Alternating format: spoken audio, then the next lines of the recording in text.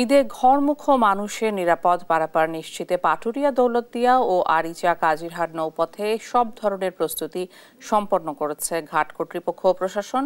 বিস্তারিত জানাতে মানিকগঞ্জ থেকে যুক্ত হচ্ছেন সহকর্মী আব্দুল আলিম। আলিম, ফেরি সংখ্যা বাড়ানো হয়েছে কিনা আর সেই সঙ্গে নিরাপত্তা ব্যবস্থা নিশ্চিতে পুলিশের টহল থাকবে কিনা?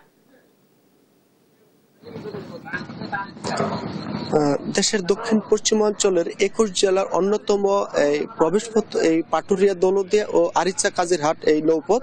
তো ঢাকা আরিচা মহাসড়কের এই পাটুরিয়া দৌলতদিয়া নৌরোড দিয়ে কিন্তু প্রতিনিয়ত যাতায়াত করে অসংখ্য যানবাহন এবং যাত্রীরা। আমরা এই পাটুরিয়া দৌলতদিয়া ঘাটের যে ঈদকে সামনে রেখে যে প্রস্তুতি গ্রহণ করেছে তারা সেই প্রস্তুতি তারা ইতিমধ্যে সম্পন্ন করেছে। গত সপ্তাহে কিন্তু পুলিশ সুপার, জেলা প্রশাসক এই ঘাট এলাকা পরিদর্শন করেছেন এবং তারা যেটি বলেছেন, পরিদর্শনে এসে আমরা জেলা প্রশাসক এবং পুলিশ সুপার মহোদয় যেটি আমাদের জানিয়েছেন যে এই ঘাট এলাকায় যে চুরি, ছিনতাই, মলম পার্টি, অজ্ঞান পার্টি থেকে শুরু করে যে অনাকাঙ্ক্ষিত দুর্ঘটনা ঘটে সেটি নিয়ন্ত্রণে প্রায় পুলিশের পক্ষ থেকে ৬ শতাধিক পুলিশ সদস্য এই ঘাট এলাকায় নিয়োজিত থাকবে, যাতে ঈদে ঘরমুখ যাত্রীরা নির্বিঘ্নে তাদের গন্তব্যে পৌঁছতে পারে, যাতে কোনো অনাকাঙ্ক্ষিত ঘটনা না ঘটে।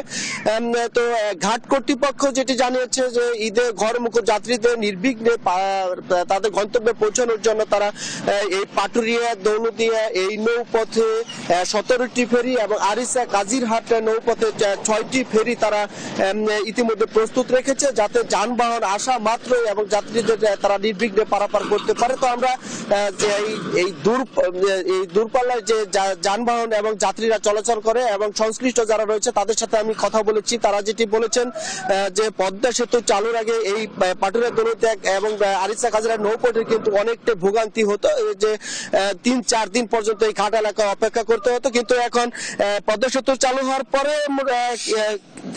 যে ভোগান্তি, সে ভোগান্তিটা এখন নেই। তবে তারপরেও কিন্তু যানজট এবং কিছুটা ভোগান্তি পোহাতে হয় যাত্রী সাধারণে। তো তারা যেটি বলছেন যে জেলা প্রশাসন এবং পুলিশ প্রশাসনের পক্ষ থেকে যদি নিরাপত্তাটা জোরদার করে এবং ঢাকা আরিচা মহাসড়কের যান চলাচলটা স্বাভাবিক থাকে, তাহলে তারা নির্বিঘ্নে তাদের গন্তব্যে পৌঁছতে পারবেন বলে তারা দাবি করেছেন। তো আমরা কথা বলেছি জেলা প্রশাসকের সাথে। জেলা প্রশাসক বলেছেন যে এই ঘাট এলাকায় অস্থায়ী পাবলিক টয়লেট, সিসি ক্যামেরা এবং নির্বাহী ম্যাজিস্ট্রেটরা নিয়োজিত থাকবে এবং পুলিশ সুপার যেটি জানিয়েছেন যে তারা সাদা পোশাকে এবং ডিবি, সিআইডি থেকে ৬ শতাধিক পুলিশ সদস্য এই ঘাট এলাকায় থাকবে, যাতে কোনো অনাকাঙ্ক্ষিত ঘটনা ঘটে। তো আমরা সব মিলে বলতে পারি যে এই পাটুরিয়া দৌলতদিয়া এবং আরিচা কাজিরহাট নৌপথ পথে যাত্রীদের নির্বিঘ্নে পারাপারের জন্য পরিপূর্ণভাবে প্রস্তুত রয়েছে বলে কর্তৃপক্ষরা জানিয়েছে। তো এই ছিল আমার কাছে আরিচা কাজিরহাট এবং পাটুরিয়া দৌলতদিয়া নৌপথের